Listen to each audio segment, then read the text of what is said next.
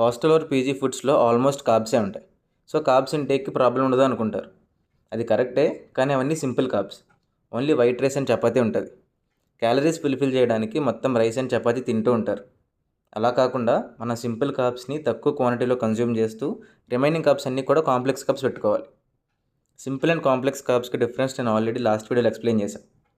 ఇప్పుడు ఈ కాంప్లెక్స్ కార్బ్స్ని మన పీజీలో ఎలా సెట్ చేసుకోవాలి? ఈజీ సోర్స్ అయితే ఓట్స్ అండ్ స్వీట్ పొటాటో. ఈ 2 ఐటమ్స్ని మన డైట్లోకి ఇంక్లూడ్ చేసుకుంటే మన కార్బ్స్ ఇంటేక్ చాలా బెటర్ అవుతుంది. ఓట్స్ని మార్నింగ్ బ్రేక్ఫాస్ట్లో కన్జ్యూమ్ చేస్తారు, either oats shake or vote meal.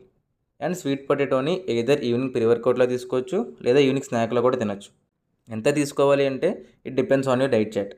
జనరల్గా అయితే ఓట్స్ ఒక 50 to 60 grams and sweet potato ఒక 150 to 200 గ్రామ్స్ ఈజ్ ఫైన్. వీటన్ని రెసిపీస్ నా ప్రొఫైల్లో ఉంటాయి, చెక్ చేయండి.